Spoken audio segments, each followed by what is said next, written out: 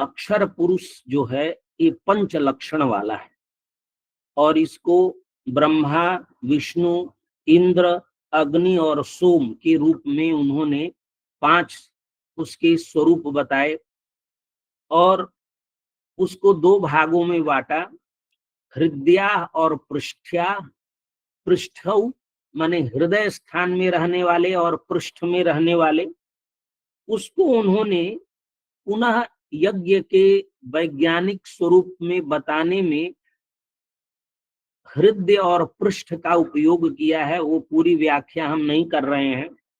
इस प्रकार ब्रह्मा को प्रतिष्ठामय, विष्णु को यज्ञमय और इंद्र को वीर्यमय और संकोचमय सोम को और विकासमय अग्नि को यह बताया और कहा ते इमे पंच अक्षराः, ये ब्रह्म विष्णु रुद्र प्रति व्यक्ति शरीरे नियम्य अवस्थितान तान तान प्राणान प्रयोजयन्ति। ये प्रति व्यक्ति माने प्रति व्यष्टि के शरीर में ये पांचों रहते हैं और प्राणों को प्रयोजित करते हैं, माने प्राणों का संचालन करते हैं। तथा चैते अक्षराः पंच अक्षराः अखिल जगत नियंतारः। इस प्रकार ये अखिल जगत के नियंता हैं और इनको विश्वेश्वर कहा और इन्हीं से संपूर्ण सृष्टि को सर्वमिदं जगत यथा यथम उत्पाद्यते प्रतिष्ठाप्यते उपसंह्रियते और अनेकैः विकारैः संप्रचीयते और विकारों के द्वारा परिवर्धित किया जाता है। यह बात इन 5 अक्षरों के जो पुरुष के 5 स्वरूप बताए, इसके बाद इन्होंने कहा ये 5 प्राण भी। इमे पंच प्राणाः सिद्धा, अक्षर पुरुषः पंचकलः, जो ये है ये 5 प्राण है। तो कहा ब्रह्मा इंद्र और विष्णु जिसको हृदय कहा था, वो कहा हृदय दहरस्था, हृदय गुहा में रहते हैं, ये प्राण विशेष है। और अग्नि 2 प्रकार की है, एक मर्त्य अग्नि है जो शरीर मात्र भूतमय, और दूसरा जो है वो अमृत है, देवतामय है और शरीरात वही भी है और शरीर के अंदर भी है। इसीलिए उभय विधः अयम अग्नि। इस ब्रह्मा इंद्र विष्णु ये हृदय गुहा में है और अग्नि और सोम, तो अग्नि 2 बताया और सोम को उन्होंने कहा सर्वतो दिग्भ्यः सूयमानः प्रतिपिंडम बहि प्रदेशे तिष्ठन् अनवरतम शरीरस्यास्य दहर विवरे प्रवेष्टुम प्रवर्तते। सभी दिशाओं से शरीर पिंड की ओर सोम प्रवाहित होते हैं और प्रत्येक शरीर के बाहर के प्रदेशों में रहता हुआ इस शरीर के हृदय प्रवेश में करने की चेष्टा में लगे रहते हैं। इसके पश्चात इन्होंने इसके और व्यापक स्वरूप को प्रत्येक को बताया और कहा ब्रह्म जो है वो वाकमय है, यावत ब्रह्म विष्ठितम तावत वाक। जहां तक ब्रह्म का विस्तार है वहां तक वाक तत्व प्रतिष्ठित है और वह वाक ब्रह्म जो है वाकमय है। तो उस वाकमय के इनके और विस्तार हम वहां नहीं करना चाहते हैं, वहां पर उन्होंने पूरे वेद के स्वरूप को ही बताया है। फिर उन्होंने कहा इस 5 अक्षरों के 5 विवर्त हो। क्या विवर्त हैं? तो कहा वेद, यज्ञ, प्रजा, लोक और धर्म। जो आज का सप्त भुवन का जो विषय था, लोक का विषय था, यहाँ पर वह आता है। तो उन्होंने कहा इस 5 अक्षरों के 5 विवर्त हैं। ब्रह्मा वेदमय है तो वेद विवर्त है, विष्णु यज्ञमय है तो यज्ञ विवर्त है, इंद्र प्रजामय है तो प्रजा विवर्त है, अग्नि लोकमय है तो लोक विवर्त है और सोम धर्ममय है तो धर्म उसका विवर्त है। एसाम एव वेद यज्ञ प्रजा लोक धर्माणाम संघ रूपम एकैका व्यक्ति ही प्रतिभाति।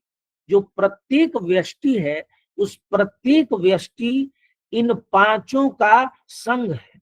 समूह रूप यहाँ पर एक व्यक्ति के रूप में प्रकट होता है। फिर एक एक के स्वरूप को उन्होंने बताया। वेद किसे कहते, और वेद को उन्होंने कहा चत्वारह वेदा, ऋग, यजु, साम और अथर्व। वो भी मैं यहाँ नहीं बताने जा रहा हूँ। ऋग का जो इन्होंने इतना वैज्ञानिक स्वरूप, यजुः का वैज्ञानिक स्वरूप, साम का वैज्ञानिक स्वरूप और अथर्व का वैज्ञानिक स्वरूप, कम से कम जितने कम शब्दों में कहा जा सकता है उतने कम शब्दों में इन्होंने वहां उसका व्यवस्थापन किया है। और कहा है ऐसा यज्ञमय विष्णु एव। ये यज्ञ क्या है? ऐसा यज्ञमय विष्णुरेव प्रतिष्ठमानानां सर्वेषां जीव रूपा स्थिति भवति। यज्ञ क्या है? जीव रूपा स्थिति है। और कैसे जीव रूपा स्थिति है? उन्होंने लिखा यावद अयम आत्ममय यज्ञ तावत अयम पुरुष। जब तक आत्ममय यज्ञ है तब तक पुरुष है। तावत अयम पुरुष जीवन तिष्ठत यज्ञ विनाशे सर्वो म्रियते विनश्यति सोयम यज्ञ अन्नाद प्राण। और वहां पर फिर यज्ञ का स्वरूप बताया है, यज्ञ के कलाओं का स्वरूप बताया है।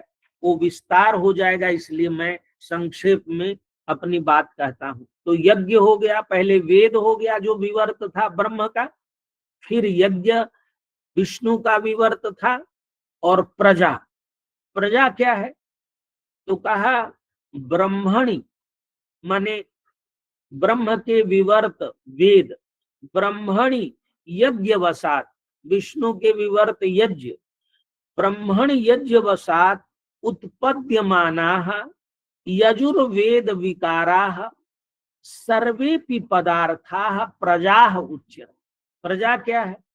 कि ब्रह्म में यज्ञ के कारण जो यजुर्वेद के विकार रूप सभी पदार्थ उत्पन्न होते हैं उन्हीं को हम प्रजा कहते हैं। और ये प्रजा तीन प्रकार की होती है। ताश्च प्रजा त्रेधा। ये प्रजा तीन प्रकार की है। बीजम, देवाह और भूतानि च। तो बीज भूत क्या है? तो आकाश, वायु, तेज, जल, पृथ्वी, ये भूत हैं। इन्हीं को प्रजा उन्होंने कहा। और अग्नि, वायु और दूसरा देव है। तो अग्नि, वायु, आदित्य, चंद्र और वरुण, ये पांच देव हैं। इन पांच देवों को दो भागों में बांटा। ये अग्नि, वायु, आदित्य अग्नि रूप है और चंद्र और वरुण सोम रूप है। फिर इन्होंने कहा कि बीज क्या है? क्योंकि प्रजा तीन प्रकार की है, बीज, देवता और भूत। तो बीज क्या है? तो उन्होंने कहा अविद्या, अस्मिता, राग, द्वेष, अभिनिवेश। ये जो पांच क्लेश हैं ये कर्म को उत्पन्न करते हैं। पंच क्लेशाः कर्ममयानि भोग बीजानि। कर्मों से उत्पन्न होने वाले भोगों को ही बीज कहा गया। तो इस प्रकार से तीन प्रकार की प्रजा का उन्होंने, प्रजा इंद्र से, प्रजा का विवर्त इंद्र है, इंद्र का विवर्त प्रजा है। और इन तीन प्रजाओं का कि भोगमयानी पंच क्लेशाः कर्ममयानी। फिर उन्होंने बताया कि लोक क्या है, लोक कैसे होते हैं? तो कहा ताह एताह प्रजा। ये जो प्रजाएं हैं तीन, ये तीन प्रजाएं यम यम भावम उपेत्य संहताः, यम यम भावम उपेत्य संहताः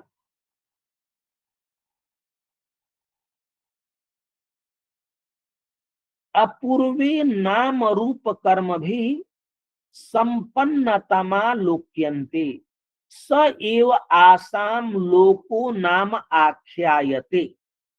फिर उन्होंने कहा कि इसको उन्होंने लोक इसे कहते हैं। लोक क्या है?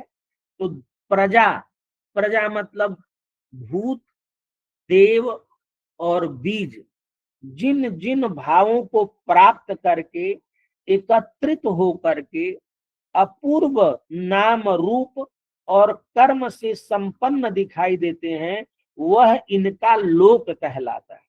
तो कहा लोक कितने हैं? तो कहा लोक 3 प्रकार के, सप्त भुवन रूप, त्रिभुवन रूप और जन रूप।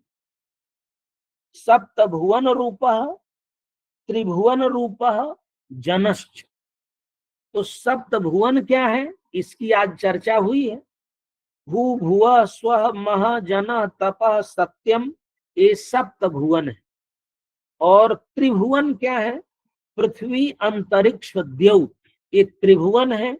और जन क्या है? तो कहा जन के 2 क्रम, संचर क्रम और प्रतिसंचर क्रम। संचर क्रम में जन मन, प्राण, वाक, वायु, तेज, आप और अन्न, इस संचर क्रम के जन है। और प्रतिसंचर क्रम के जो जन है, अन्न, आप, तेज, वायु, वाक और प्राण और मन, इसी को प्रतिसंचर उल्टे क्रम से कर दिया, ये प्रतिसंचर क्रम है। इस प्रकार इस पूरे प्रकरण को जब हम पढ़ते हैं तो ऐसा, क्योंकि ये सृष्टि क्रम को दिखाया जा रहा है। यज्ञ यही ब्रह्म विज्ञान है, ये सृष्टि हुई कैसे, और उस सृष्टि क्रम को इतने वैज्ञानिक पद्धति से, वैज्ञानिक इसलिए हम कह रहे हैं, अब हम नहीं बता सकते कि त्रिभुवन क्यों, यही 3 त्रिभुवन में पृथ्वी और अंतरिक्ष और देव की परिगणना क्यों की, लेकिन इसके सब आधार ग्रंथ हैं, ब्राह्मण ग्रंथ, आरण्यक ग्रंथ और उपनिषद ग्रंथ। इनके आधार पर ओझा जी ने इस पूरी प्रक्रिया को समझाया है।